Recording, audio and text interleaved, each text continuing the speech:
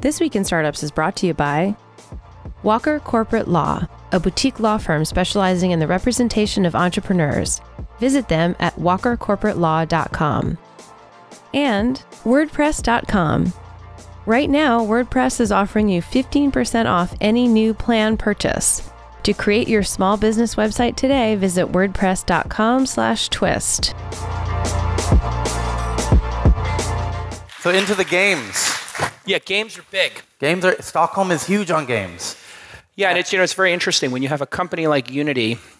It's sort of the Google when I look at the space here, I see like a Google and a Facebook in Spotify and Unity. Just such amazing companies that have reached that scale, have reached that sustainability, and they have so many people who will become from those companies founders of new companies. Yes, well, and that's what's missing. Hey, here he is. Good to see you, Jason. How's everything? Good to see you. I met you when you had how many employees? 30? 30, 40 maybe. How many now? 1,400. Wow. Give or take. Life's a little different when you have 1,400. For me it is. Yeah. I'm going to jump off the stage. Okay. You guys can do this. We'll have a conversation. Yeah, but I remember the first time you came on the podcast. Yeah, you came on the podcast. Now it's the biggest platform for VR development and game development in general, and it's one of those things, David. Congrats on the success, man. Thanks, man. All right, let's hear it for Tyler. Hey, no. Doing all the work. Woo! Round of applause for Tyler's birthday. Come on, let me hear it. No. You do your thing. All right, let's sit on the couch. It's interesting. When you start a company, you wind up having unexpected things become wind in your sails. Every year. There was something happens. What are those things that you didn't expect the last couple of years that have blown all this extra wind in the sails and taken you from 30 to 300 to 1,000 to 1,400 employees? Yeah. You know, it's the strangest thing. Like, you know, we started Unity in 2001 and 2. Yeah. And great time to start a company. .com crash, 9/11, and nobody believes the world's going to continue.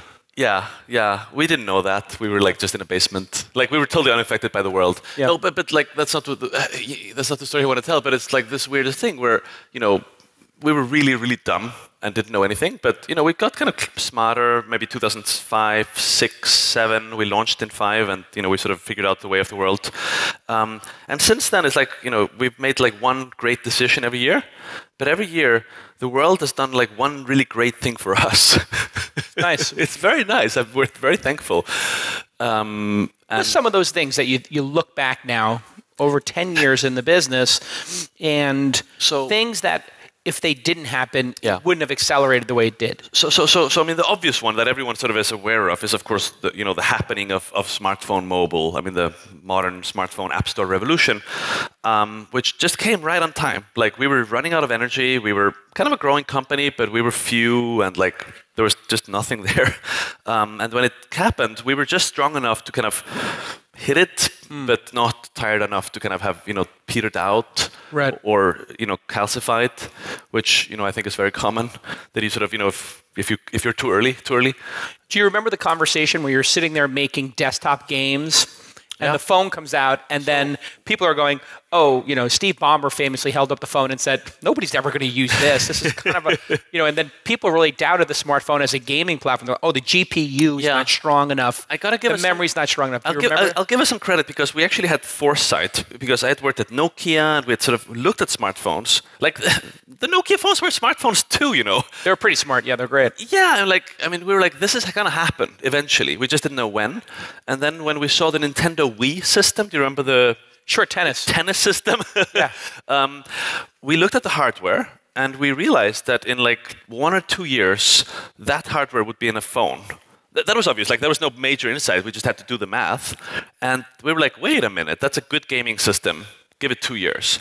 So we actually started working on the Nintendo Wii, which was a mistake in a way because we were not really successful on the Wii.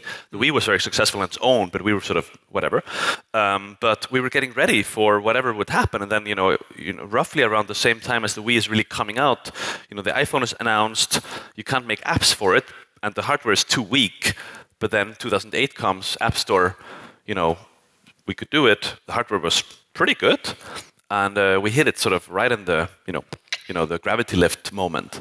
What I like about that story is, in technology, I've always found that the great founders, just look at one piece of technology, and instead of assuming all of the problems that have to be, overcome, they just look at, oh, well, it's obviously going to happen at some point, so I might as well do the work now. Yeah. The Wii was a big box. It was actually relatively small. Medium size. Yeah. It was bigger than a phone. It was as big as 20 phones. A lot bigger, yes. So to be able to say, this box is going to be in a phone, it takes a little bit of imagination. Sure. And then what really takes the guts. But technologists have an unfair advantage because we're so used to the cycle. It's obvious to us. It's obvious. What's obvious now to you that's not obvious to the pessimists? About now? About technology now. When we look at an Oculus or a HoloLens, the HoloLens that Microsoft makes you put it on, that thing costs $3,000 for the developer kit. The Oculus costs $600 or $700. Well, it's kind of the same requires thing. A $2,000 it's always the same computer. thing. Yeah. It's like, this thing kind of sucks now, but it works somehow. Sometimes it works. And then you write it out 3 years, 4 years, and that thing is always awesome. Every single time. Right. How many people here own an Oculus or a Vive? Who owns an Oculus Vive? Raise your hand higher. It looks like in a technology audience, it's only maybe 5%?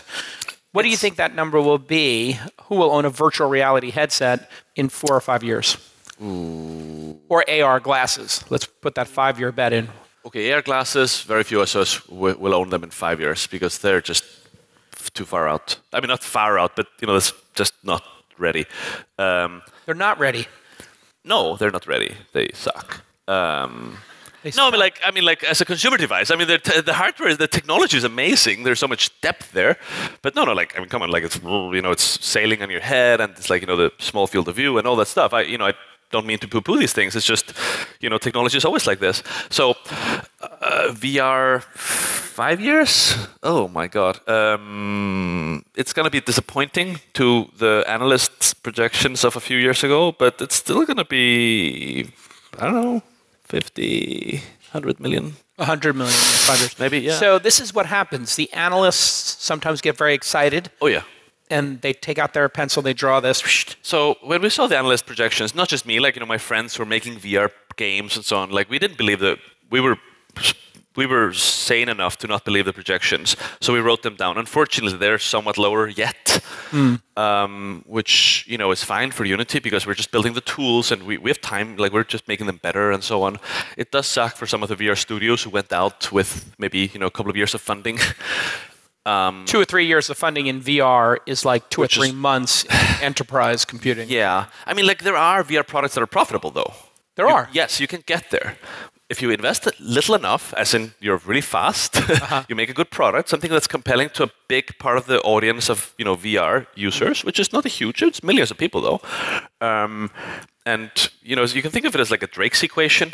The Drake's equation, you start with the total number of stars, and then you try to figure out how many living civilizations there are. How many of them are in the Goldilocks zone? Exactly, and it's a big number, and then multiplied by a lot of fractions, right? So you start with VR, it's a relatively modest number of a few million, and then the type of product, the platforms you pick to support, sort of gives you these fractions, and sometimes in the end it's like 10, right? Which is not good. We have a total addressable market of 10 users, which. You meet some people that want to do really niche things on VR, maybe for female audiences or very adult audiences, and no, you gotta be core market, the center of the thing, and then you can sell a few 100,000 copies of something, and you do that for $10-20. You can recoup a meaningful investment, and people are doing that. Friends of mine are breaking even on their VR games, which is great because that's the beginning. That's when you can start a flywheel. Yeah, keeping the lights on. So I'm excited, but of course it's kind of slow.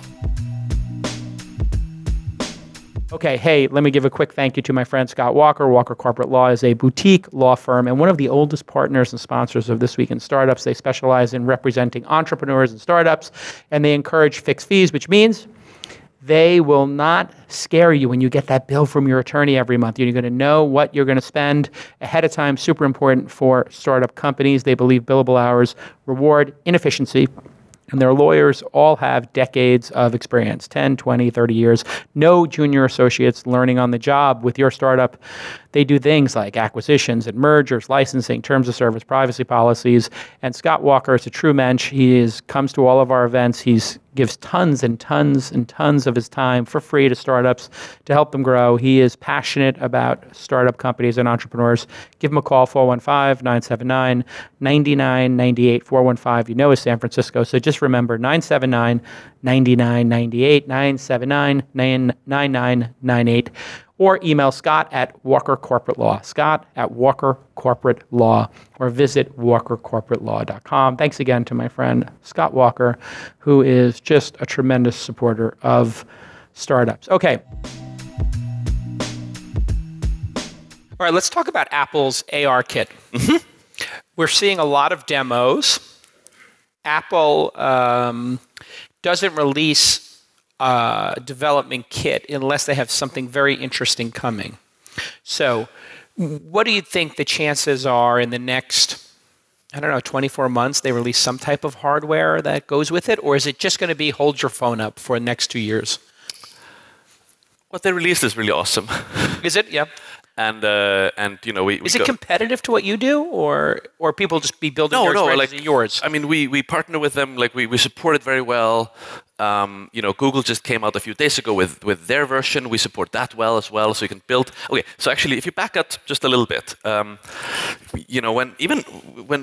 this guy came out, most of the games were 2D games, right? Unity is pretty good with 2D.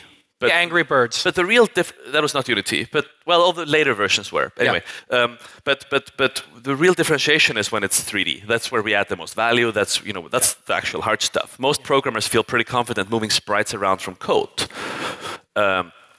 without using an engine and so on. Now, what's wonderful is that the world, ever since I was a kid, and ever since Unity was started, and ever since the last few years, and every moment, it's getting more 3D. And when these guys were finally really 3D and great 3D experiences, the consoles got there a long time ago, PC has gotten there a long time ago. Then finally we start getting these things where VR or AR, whether it's phone-based AR or glasses, where 3D is going to enter the world, and the world is going to be made of 3D simulation, partly or fully. Yeah, and that's awesome because that's great for us, and it's actually great for really smart technical teams that are building things. These are hard things to build, so easier to get differentiation, easier to get liftoff if you're clever. Usually, and ARKit is pointing in that direction in a very strong way. So it's a very serious effort by Apple, you would say. This is serious for them. They're not playing. I don't think they play around too much. This is a very good piece of code that integrates very well with their current hardware. One of the fun games to play is take a startup that's been successful in the past and then add the new technology and then see what that product looks like. When we look at something like AR and we put it on Facebook, or we do AR and put it on Google AR, put it on YouTube AR, and add it to Yelp, or AR and add it to Uber. When you look at the potential opportunities, AR plus what excites you? Well, what are the things that you're seeing when you watch those demos and you go, that demo, if 100 people worked on it, this could become something that changes the world? I haven't seen the thing yet that blows my mind. But you're a tough customer. Yeah, I am. There's a lot of smart developers working on a lot of things. I've seen some things where I'm like, but it's going to get there. I mean, some of the really simple use cases actually make me happy. Just being able to take my phone up and know the ships and the planes. Oh, really? Yeah. That's cool. Yeah. This is amazing. So, just sort of surfacing all these layers of information into the world excites me. That's simple use cases that they don't need a lot of technology. You could do that before ARKit. It'll be better now. The one I saw that I thought this could be transformative was watching sports. Yeah. And seeing above each of the players how fast they're moving, what their shooting percentage is. Yep. So whether you're into basketball, the NBA, or football, soccer, whatever it is, I can imagine that once you put on the AR glasses and have that experience of seeing the stats on the players in real time and knowing how fast LeBron James is going to the basket and how high he's jumping, You can't watch it without that. There's a local startup here, and I'm embarrassingly blanking on the name, but they're amazing who do this right now.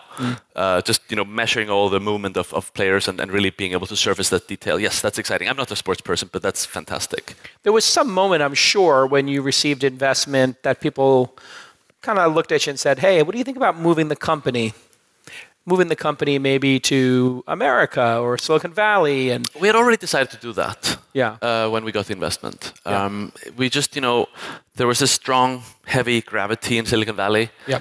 I was a CEO there. I was coming to Silicon Valley regularly, and I felt my visits were getting more full of stuff. Yeah. And kind of longer. So eventually, it was just obvious we had to move.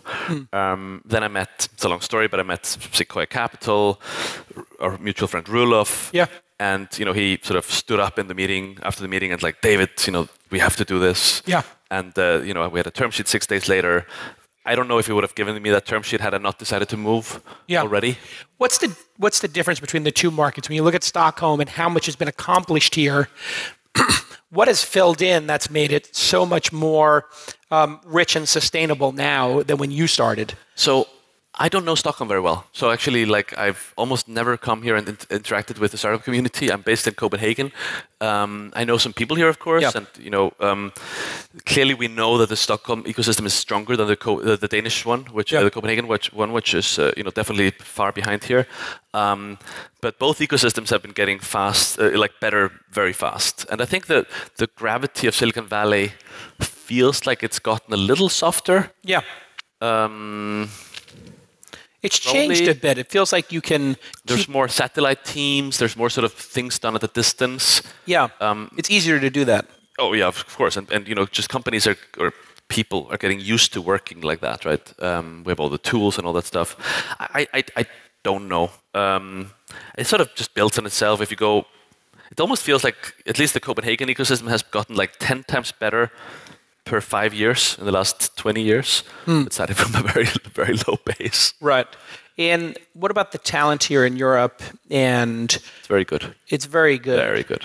And people are choosing the Nordic sort of lifestyle.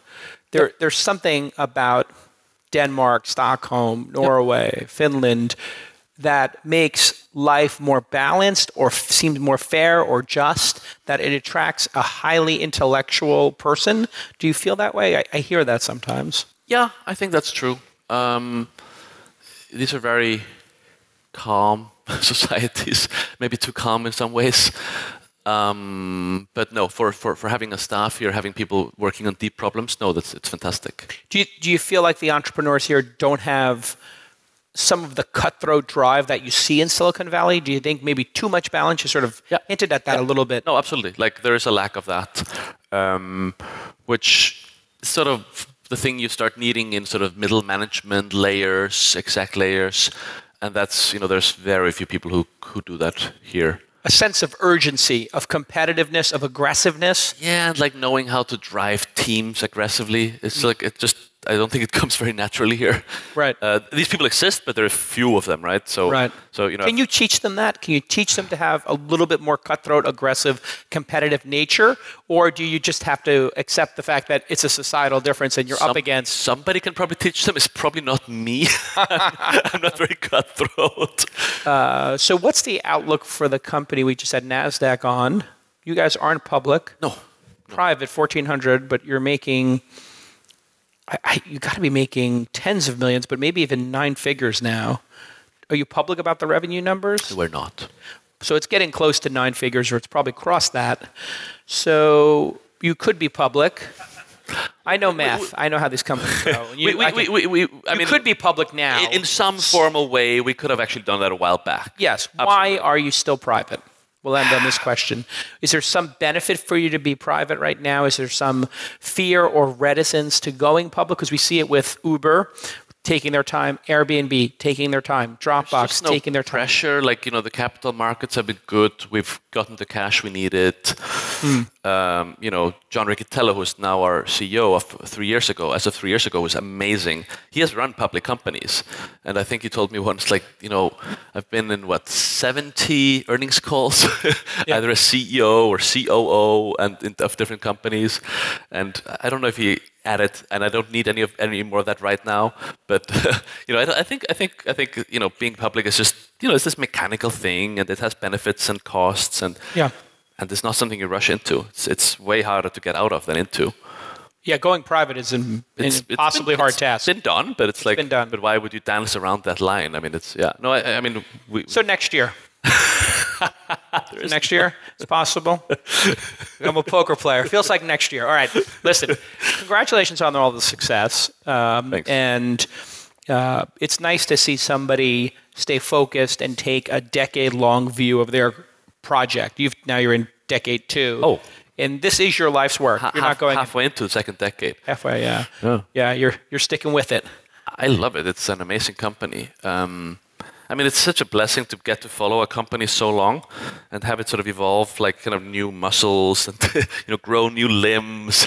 But when you come to the office, you meet 100 people who you didn't hire. Oh no, of course. I mean, I'm kind of strange. I'm just on the board now, right? So there's probably 1,000 people I don't know at this point. All right, listen, continued success. Thank you, man. Great seeing you, brother. Thank you. Okay.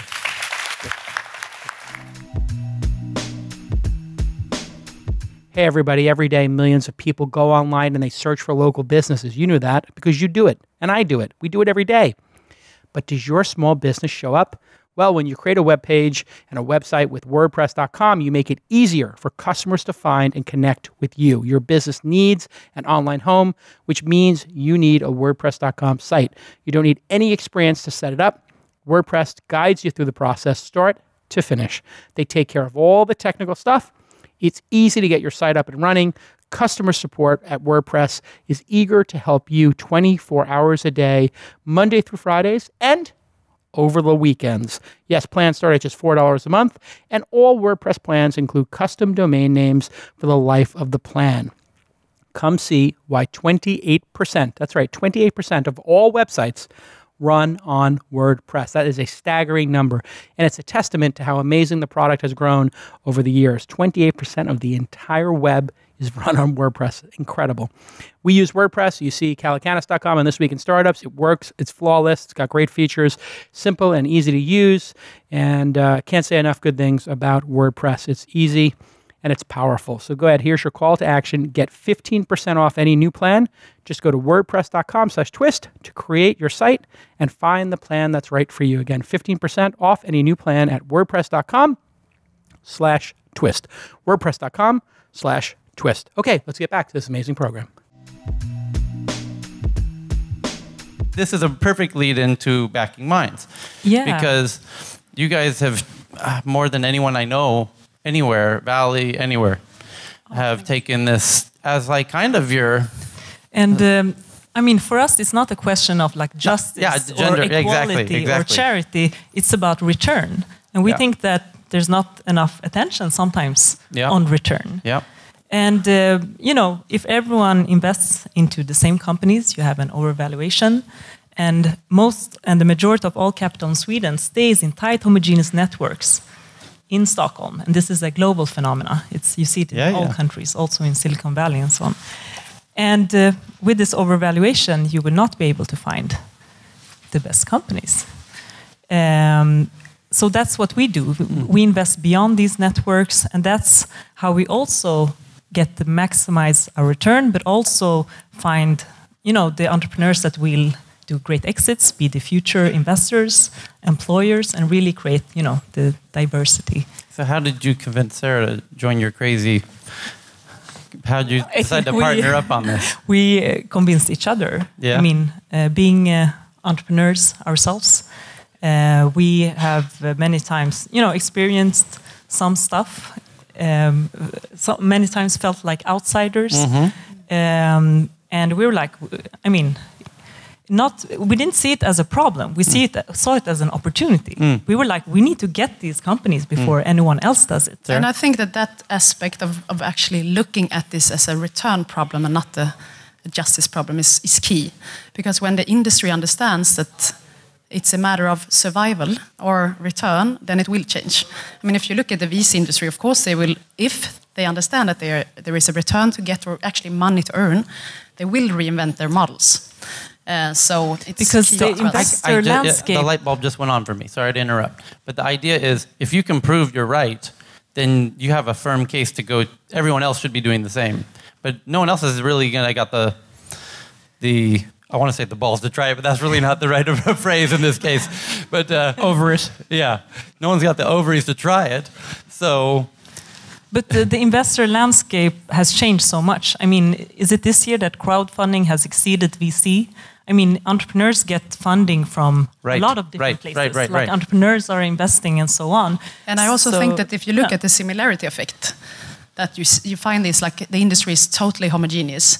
And I think it works both ways. So to be able to attract the future entrepreneurs, you will have to reinvent them all. You'll have to recruit differently. You really have to, step into the game. We believe it will be more the entrepreneur's choice of who will invest in my company in the future. Oh, you're now So that's why. I mean, the similarity effect works both ways. Who wants to have an investor who's like? Ooh, that's a great point. Like, That's a great point. Yeah. Yeah. And well, as usual, the men are getting left out of this conversation with the women just totally dominating the entire conversation. Do you guys want to mansplain anything over there? These guys over here are like, I'm not touching anything to do it. They're like, can we go to the next topic? Don't be scared. You can talk about men and women. You guys want to talk about the Google memo? Yeah. How about you guys tell us what you think of the Google memo? I'm joking. No. I'm joking. Yeah. What did you guys think of the Google memo? Jason, that was actually it was during that moment that the Google memo silliness was unfolding that I realized, because we did the discount, pay what you like ticket pricing 2 years ago. We didn't do it last year. Yeah. And I didn't think we were going to do it this year. And we didn't really need to. The event was going to be very full, and the ticket sales were great and all this. It was the same thing like we did with launch back in the day. It was like, I was looking at the percentage, and I was like Google memo came out. It wasn't really in my mind, and then that came out. I was like, what can we do? This is still going on. This is just. But still, we kind of tend to stick in with the equality question instead of talking potential here. Yeah. And as a theme, if you look at, we have like 500 people working in VC in Sweden. It's really, really hard to raise capital, even if you're a male in the city center of Stockholm. The problem no, not anymore. The problem is the tight homogeneous networks, and then you can imagine how it is to start a company in Kiruna or, for that matter, in Rinkeby. Yeah. So it's. That's a great point. Yeah, and I mean, Tech Fest last year, it meant a lot to us, I would say, in BackingMinds. So around that, we launched, and also our company, Transfer Galaxy, pitched on the big stage. And I mean, so much people has loved happened. That pitch, right? And before we invested, they had but they had contacted 100 different investors. Yeah, people loved that pitch, and they didn't get one meeting. Oh shit! Hundreds of investors, they didn't get one meeting after they pitched. After we invested in them, the attention was huge. Yeah, they had a lot of press too. They are now like a big employer in Vivalla. Yeah. Have a new hashtag #VivallaTech, and they are sending transactions now for hundreds of millions. The growth is insane. Yeah, a lot of things has happened. I really hate to do this, but I agree with you, and it's always been one of my secrets to look. And the reason I hate to agree with you and validate what you figured out is because it's been one of my secrets for the years, which is, if you find people from other regions that are particularly talented and then bring them to a region that has a vibrant community. Building a bridge. You build that bridge. You are the sourcer. You are sourcing deal flow. The real height of a VC's power, an investor's power, I'm an angel, not a VC, but to really have power as an angel or VC, you have to have proprietary deal flow. You have to be the person finding the great talent. And it is a popularity contest that the entrepreneurs are going to go to the people they respect most and who they want to work with most, as opposed to what people typically think, which is, whoever, I'm writing a check, therefore I have the balance of power. No, it's who cashes the check that has the balance of power, who takes the check. And we call it the deal find model, and it's key, we think. Yeah. Instead of talking deal flow and the famous funnel or the survival of the fittest, which is actually a very common expression within VC, you should definitely build a deal find model. The company I'm most bullish on from the last 2 years that I invested in, Cafe X, I found them because they were the founder listened to my podcast, emailed me and said, I'm working on this, and I heard on your podcast you like short pitches and you like products. Here's a video. And it was a video of a robot making coffee. And I wrote back to them one sentence, is this a joke? And he wrote back, it's not a joke. I built a robot that makes coffee. And I wrote back, you should come to my incubator. And they said, how do I get in? And I said, you just did. Yeah. And then he came to America, and then I put $1 million in, and then Khosla, Social Capital, Chamath, a bunch of other people did. So great investors. The best investors in Silicon Valley today, yeah, amongst the best. And that is the secret, is to find those people and then to believe in them. Yes, because you have this like pitching culture, and we want to go to the companies. We don't want them to come to us. That's why we're really like focusing on our deal find model, and we want if they're great at PowerPoint, we're like no, but we want them to be excellent with their customers or in their sales, and that's what we're looking at. So that's also like a shift of focus. Like, why should all the entrepreneurs come to us and we sit there and they present? We need to get them. And if you look beyond and find the companies, you will create role models and new employers. And what we must not forget is also the power of ownership. We talk so much about diversity within boards, senior management teams, but the owners, it's key for diversity in the future. And we thought that is a long-term goal of BackingMinds. But already, the kids in the suburbs are looking at Yusuf Mohammed of Transfer Galaxy and getting empowered. And actually, when we look at statistics, we're actually changing the statistics. I can't pronounce the word, but we're changing the statistics already. We changed it during this year. We've changed it. Yeah. And you guys, sorry. You guys. We'll go to Norrsken next. And this is another favorite story. And the short version is you guys essentially launched on stage last year, on the main stage. And I was very honored that worked out that way. And at that moment, Nicholas showed a vision of a building, which was big, a very large building, and a very beautiful building, and which today is even bigger and more beautiful than he even dared show, I would say. That building is truly one of the most beautiful office spaces in this city, if not anywhere. And the vibe in that room is just electric. Give us a quick update, if you would, because a lot has happened in the last year besides the building. Yeah. So we launched the biggest hub for social entrepreneurs in Europe. 98 companies sit at Norrsken House now, including these two superstars. So proud of that, of course. We raised a fund, 300 million. So it's quite small, but we're starting out with that. That's not really that small, 300 million, yeah. Well, 300 million is considered the perfect fund size. He's talking Swedish crowns. By 10. He's talking Swedish crowns. 30 million 30 is million. a great start. It's a great start. Good start. Thank you. Add a zero next year. That's the plan. That's the plan. And we're launching 2 of our initiatives now in Ghana and in Kenya. But what I was thinking as I listened to you is that the whole purpose of Norrsken is actually that we think exactly the same. Like, how can we optimize return? But our LPs are not other investors, but our LPs are the planet, as silly as that might sound. So from our perspective, if you think about the world actually being in a better state than it ever has been, if you measure from poverty, if you measure from child mortality, if you measure from illiteracy and so on. But when you look at, and the reason for that is economic growth, but with that economic growth also comes some challenges, and those challenges everyone in here knows. And the problem often is that we don't act until we actually go through a cancer or something like that. And this is really like the cancer of the world now. We see so many different cancer ulcers growing up. And it's always going to be much cheaper if you prevent them from happening. So we invest in companies that we think maybe, if they're lucky, may prevent these cancer ulcers. I'm more familiar with your metaphor. You and I don't know how much I'm allowed to talk about your metaphor. I know the reason you joined Norrsken, yeah? Yeah. So I was working at Klarna 2 years ago in New York, launching the company there. It was the best job I've ever had. And then out of the blue, one day I find out that I have colon cancer, which when you find out is a pretty rough thing.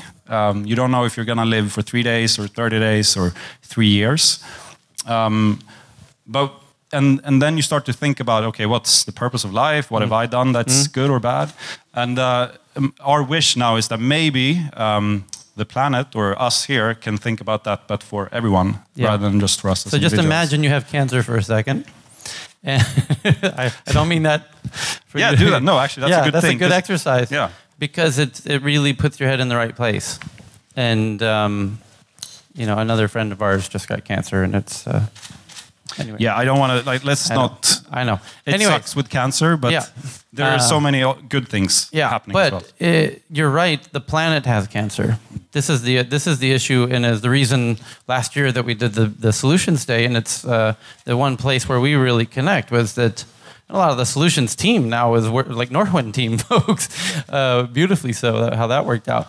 It was like. The water situation on planet Earth, the pollution in some cities is becoming uninhabitable. The water is not sustainable on planet Earth at the moment. Like the Middle East is going to completely run out of water and be uninhabitable in the next 15 years, causing 40 million people to move. Syria was 4. So if you think about the impact of kind of climate migration that's going to occur in the next 15 years, we need technology and geeks and investors thinking about this now. And Norrsken was really the first that I'm really aware of to really step up in a very clear, defined way. I mean, Obvious Corp with Ev in the Valleys obviously deserves a lot of credit for thinking in these terms better before anybody really. And then, but the way that you're doing it with there are real problems, we need real solutions, we're going to use technology, we've got the funding, you got the solutions, let's do this. Yeah, but the main problem actually is that impact investing and sustainability, all of that thing is so fucking boring that no one cares. It's the Kahneman thinking, system 1, system 2. System 1 is when you have to really be elaborate and make conscious decision, and system 2 is when it's super easy and subconscious. And the problem with sustainability is that you really need to start to act your brain and really start to think about it, and then it becomes boring. There are no good role models in sustainability. That's what we want to change. Yeah. One question: does anyone in here know of a guy named Norman Borlaug? No one, right? And he should be the most known person on the planet in the history of mankind. He saved 1 billion people from starvation. 1 billion people. He's the man behind the Green Revolution. He started experimenting on wheat in Mexico in 1943. And no one knows of him, even though he got the Nobel Prize in 1970. He created dwarf wheat. Yeah, exactly. Wow. Yeah, and Jason no one knows him. Calacanis, ladies and gentlemen. I mean, I know who it is, but I don't want to say. Yeah. And at the same time, it'd be too gratuitous. But essentially, what they did was they did a Manhattan Project in the '60s to say, how could they create the density of wheat? So per hectare acre, how could they create more? And then what they did was they decided if they made the wheat bigger, that would be better. Yep. But then it was too tall, so then it fell over. So then they said, well, make it short, and then it won't fall over. That's one thing, and the other cool thing. Sorry, I'm not going to. The other really cool thing about it is that he was the first man to introduce the agile methodology. So before that, you developed wheat in super industrious processes, and he came in and said, let's try 100,000 times and see if we fail. He did multivariable testing on wheat. Exactly. That created massive density. Super cool guy. Check him out. He's a wheat geek. But here's the thing: if you use the terms wheat hacks. That you want to create a triple bottom line company or you want to do sustainability, these are trigger words for you don't care about profits. Exactly. So don't use them. Exactly. Is my advice to founders. When a founder tells me, I have the greatest idea ever and we're going to give 1% to charity, I said, that's great. Give 100% of your 30% of the company to charity when you retire. Please don't ever say that again. Yeah. Because when you trigger that, what it triggers in the venture community is that you don't care about returns. And that's one of the things we have to be very careful of with regards to, just using words that just give an indication that you're not as focused on returns. Benefit corporations, I don't I'm an investor agree. in one, and you just have to be careful. Go ahead. Because you disagree. Yeah, I disagree because imagine all the companies you're going to miss out if you think of that. Well, I'm saying this is what the entrepreneurs should not do in the current climate. I do because VCs do have this biases towards wanting to make money because they're taking other people's money. So the second you indicate that you're a charity, Yeah, but if we look at the consumer perspective, I mean, consumers are becoming aware. They don't want to spend their money with, companies this that was the they're intro. not thinking. You're talking about the meaningful economy this morning. Looking into these, areas. So this needs to be reflected also in the VC area and on the LP Eventually area. it will be. I think millennials, what we're seeing with millennials is that they don't care about money as much as they care about doing what's right.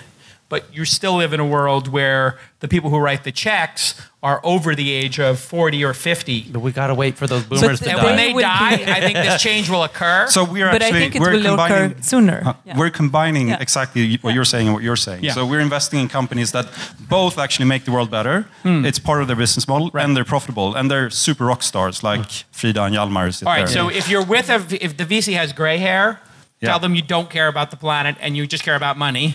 And then if they're under 30, we only care about impact. I think it has to be the profit and doing a change. Exactly. Yeah. And personalize. You got to personalize the pitch. Yes, Michael. Who's that? Who's? Yes.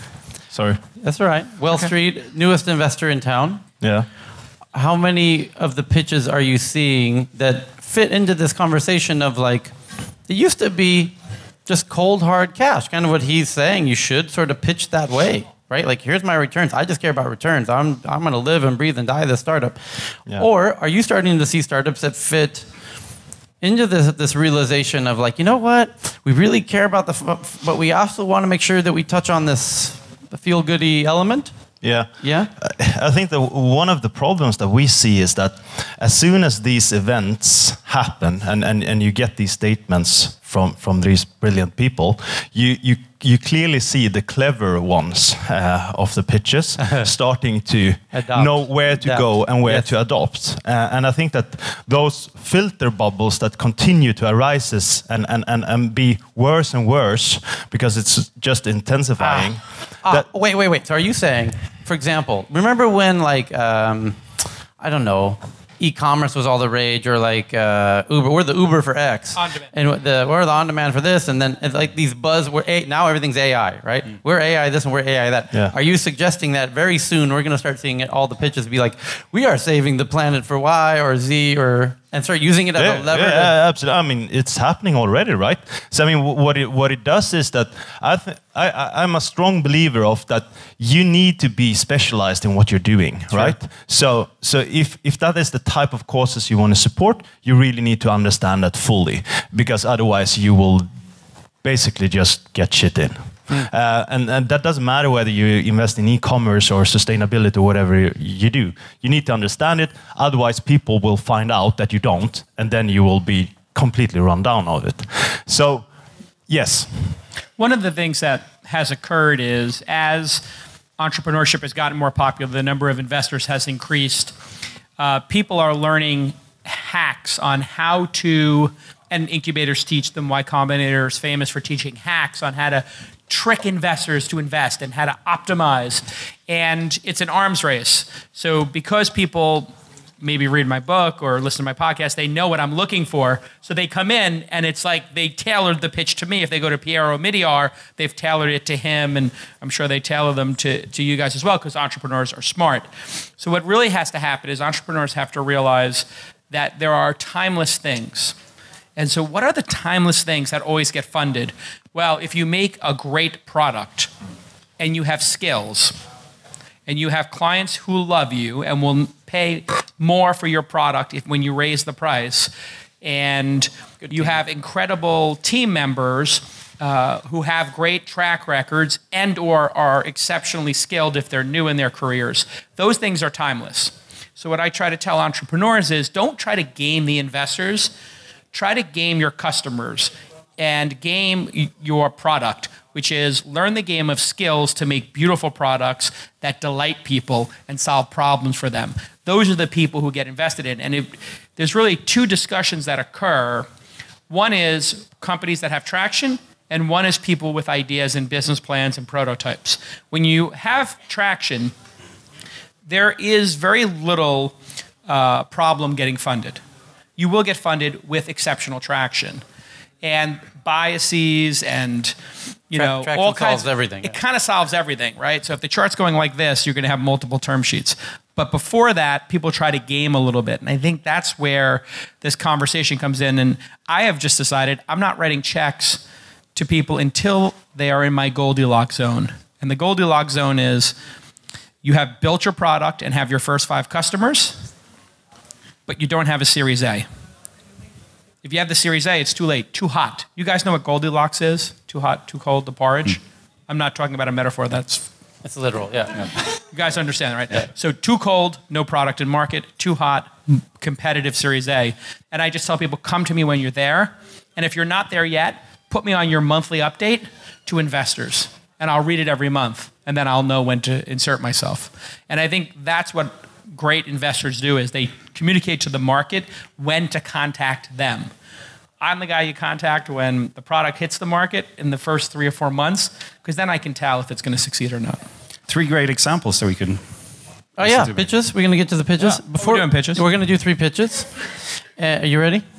Yes? Get ready. And as you're getting ready, Frida, I'm going to mention one other kind of thing I'm noticing in the trend of investing overall. The crowdsourcing and the entrepreneurs having much more choice. The ICOs. We could talk for a whole hour on ICO alone. And Brock was supposed to be here to do that, but he got stuck at Burning Man. Brock Pierce? Yeah. I saw him 2 days ago. I know, in Burning Man. You wouldn't want him on stage. He was in no condition to talk. He was. I can speak on behalf of Brock. Yeah, He was not in a good place. Okay. Well, actually, he was in too good of a place, but yeah. Yeah, okay. The wrong place for here. Yeah. Don't worry, ICOs are over. China banned them today. He was going to talk for... Did you hear that? Oh, yeah. China banned ICOs today. It's over. But he was going to talk about ICOs for an hour. Maybe I'll get him to make a video and we can release it. But anyway, the other kind of interesting trend I'm starting to see is the big private tech. Let's put it this way. Tech used to be a volatile thing, right? Because of the NASDAQ or the 99 crash, the 2000 crash. And the big bankers were like, I don't know. Let's wait and see how that plays out. And now tech has gotten to this very real point. It's an asset class, right? That the private equity and the bankers can do their dances with and slice that stuff up and merge. And, they can play with it like they do all the real estate. And so it's causing the private equity companies to go, we really don't know diddly squat about tech because we didn't think it was ready for prime time. But now that it is, the private equity company's got to get in tech, and that's a lot of money that's going to come into the game in a way that we never saw before. And you could point locally to EQT, who's the best private equity company historically here in the Nordics, and I think the biggest fund. Yeah, I know. Aurora, you still in the room? Aurora? Nope. She jumped out. Good. Now I can really talk about EQT. But they did EQT Ventures a year ago. They launched that on stage here basically last year. And they've done 60 investments in a year. But now the other private equity companies are realizing we have to get in this game as well. That's going to flood cash in a way that we've never had in America. Yeah. If you also look at institutional money, the European Investment Fund and... No? You ready? Yeah. I was stalling for you. You ready? You're ready. Okay. No, European Investment Fund and so on. Yeah. So they are giving money, a lot to existing structures. Yeah. And you might ask yourself, if you're giving a lot of money to existing structures that have built the market and the allocation of capital to this day, will they be able to change the landscape? It's an open question that I put to EF. Are you ready, Frida? Yeah. Okay. Let's give a warm welcome to Frida. Okay. Is this on? Yeah. All right. I'm Frida. I'm one of the co-founders of World Favor, and I'm going to tell you what we do, but just think for a minute first. How much of your daily lives, how much of the environment is directly or indirectly impacted by the activities of business, of companies, corporations? So it's hard to measure. I don't have the figure, but I think we can all here agree that it's quite a lot, maybe almost everything. And experts agree that we will not be able to reach these 17 Sustainable Development Goals if we don't transform the private sector. So, because of this huge impact, groups in society have started to ask for information. They're asking for information on how companies perform and work with sustainability, not share with you. And consumers, they want to buy from responsible companies nowadays. Investors, well, they want to invest in companies that will still be relevant tomorrow, because that's actually a key to success. And business want to engage with suppliers who are taking responsibility for the people and the planet, because it minimizes risk. But how would you know which decisions to make if the information you're supposed to make that with looks like this? So sustainability information on companies is not digitalized, is not gathered anywhere, and it's not structured. It makes it really hard to compare and also very hard to access or share. So this is the reason why me and my team founded WorldFavor a couple of years ago. So what WorldFavor is a global digital platform that let companies make their sustainability information digital first. Because then it becomes a lot more easy to transfer, to communicate, and to analyze and visualize in different ways. So more concretely, the platform helps companies to manage and improve their own sustainability performance. It helps them to visualize it and share it with the different stakeholders asking for it. And it helps them to assess the sustainability level of their supply chain and the risk. It can also help investors to analyze the sustainability level in their portfolio. And our very big vision is to make anyone able to make informed decisions in your private life, in your business life, because that will enable sustainable growth. So we're growing quite quickly. We have almost 5,000 companies registered using WorldFavor to either share or access sustainability data. And the high number there, not being a young company, is because you have a very interesting network growth. So we grow through our company's supply chains, for example. We've been selling this for as a software as a service for about a little more than a year, and we're growing with almost 700% in recurring revenue. And now, if your company is ready to join this transformation, you can contact me or go to our website, and we're also recruiting. So we're desperately looking for senior developers, marketing, and customer success people. So thank you, and yeah, don't hesitate to contact me.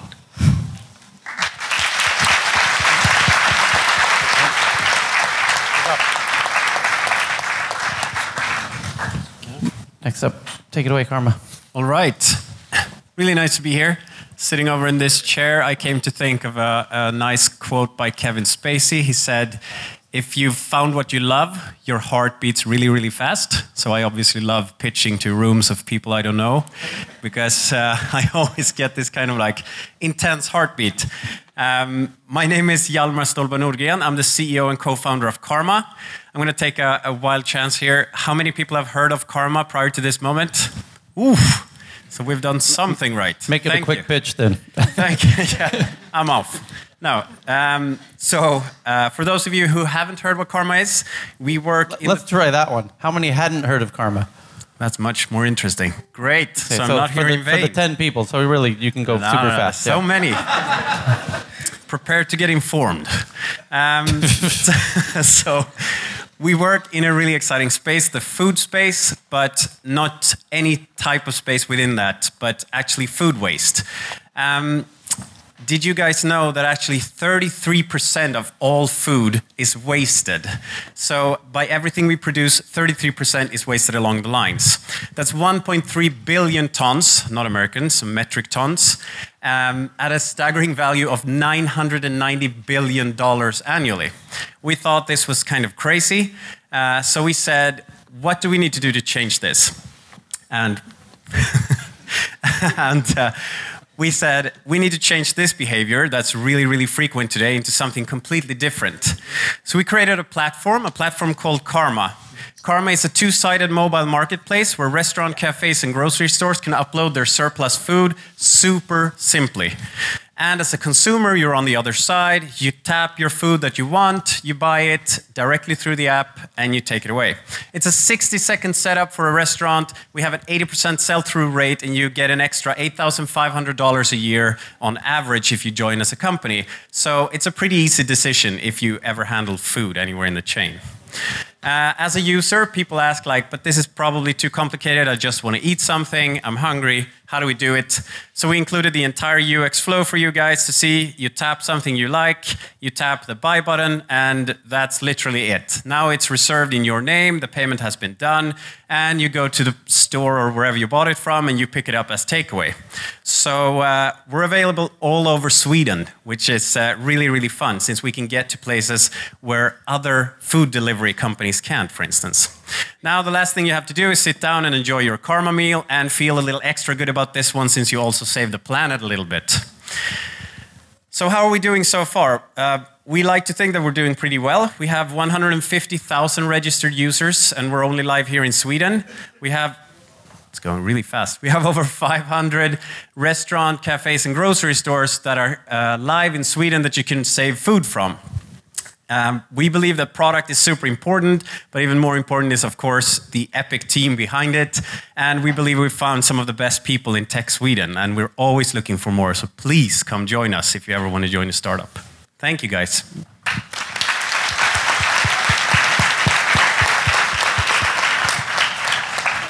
Is Felix here from Stripe?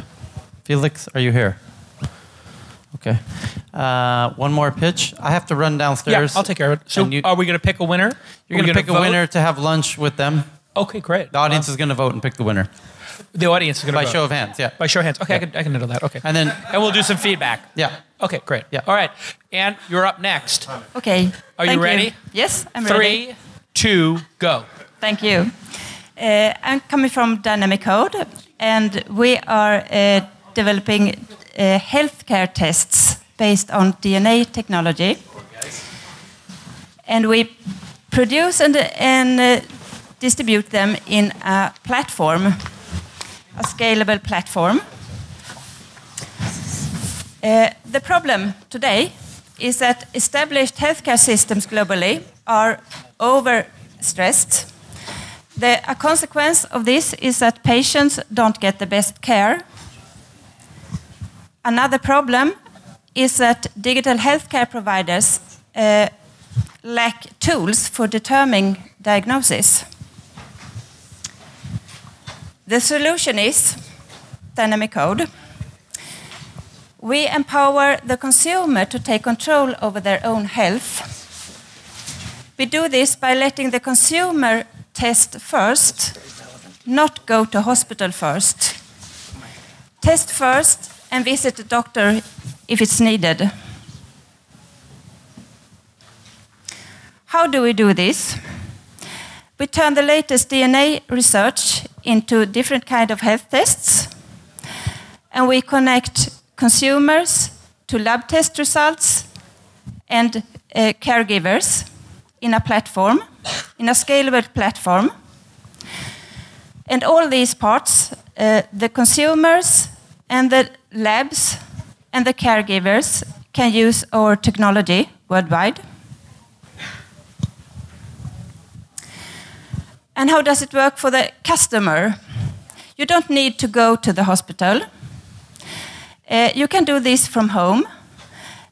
You can order a test from our web, and you can do the swab and collecting the test results. And if you need, you can communicate with the physician directly online. All you need is a smartphone.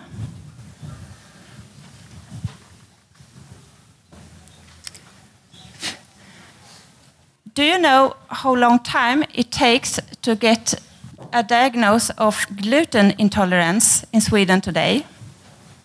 Any guess? 3 weeks. No? No? 3 months. No, I give the answer.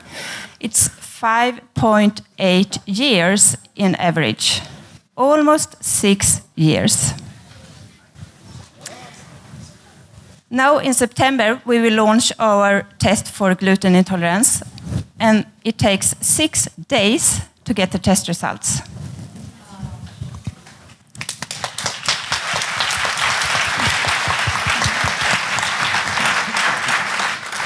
Just short, the founders in Dynamic Code, it's myself and Björn Rosén.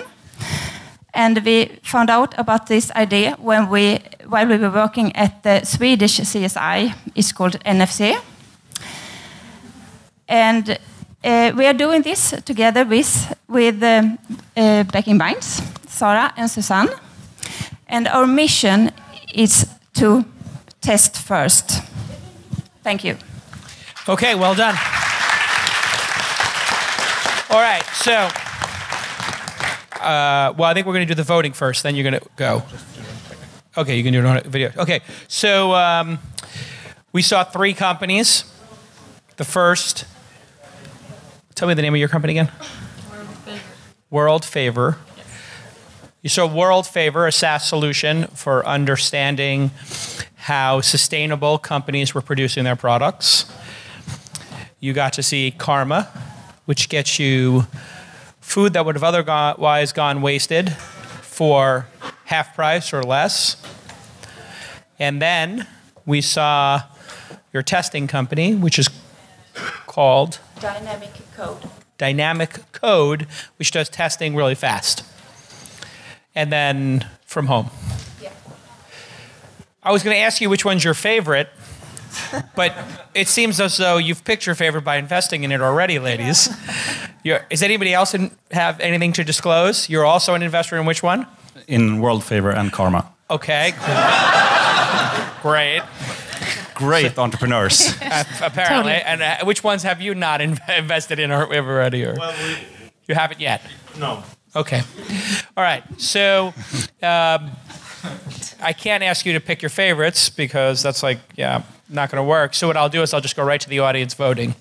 I'm going to ask you to, let's see, how do we do this?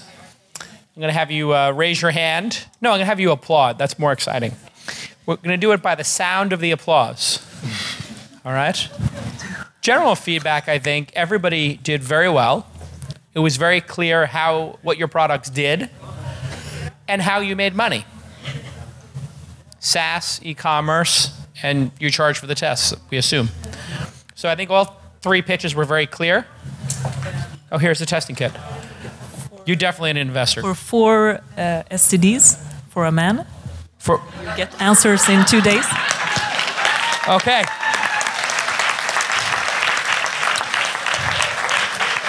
So you can find out if you have these: chlamydia, gonorrhea. She intended to hand this to you. I'm married. I don't have any of these things. Okay, for a long time. So thank you for that. You went to Burning Man. I did go to Burning Man. Yeah, it's possible. You know what? I'm going to give that to Brock Pierce when he gets here next year. We had a very long hug. So here we go. We'll start backward. We'll start with how many people's favorite startup was Karma?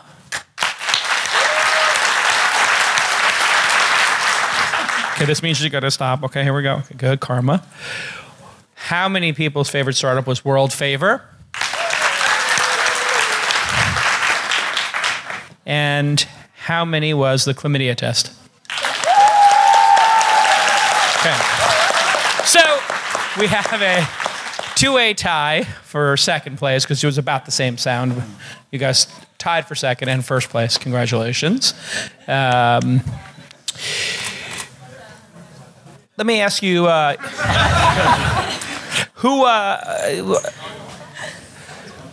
you were supposed to win a meeting, but you already have them as investors, so I'm going to just, as moderator's privilege, you're going to win a meeting with the person who didn't invest with you. you have one investor there. You're going to win an investment with the ladies because you haven't invested in Karma yet, right? No. And you also haven't invested in World Favor yet. No.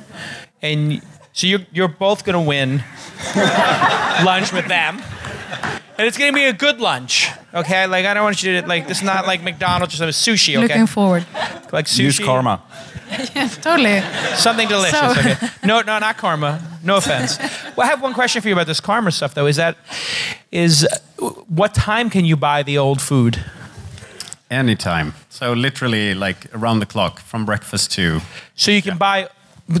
So when I go, instead of ordering... the hamburger, I could order yesterday's hamburger for half price?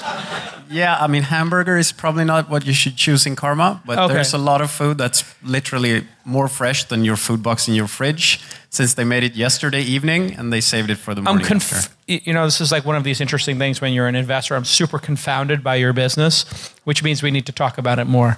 Because typically when I'm confused, it's a good investment opportunity. No, it is a good signal, right? Good philosophy. What'd you say? It sounds like a good investment philosophy. Exactly. The more confused, the better. The more confused, the better. What stage do you, I'm going to end by, what stage do you guys invest in, typically?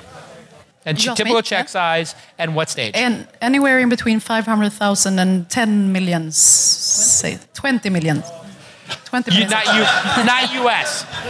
Sorry, that was SEK. That was SEK. So what do I divide by 10? Yeah.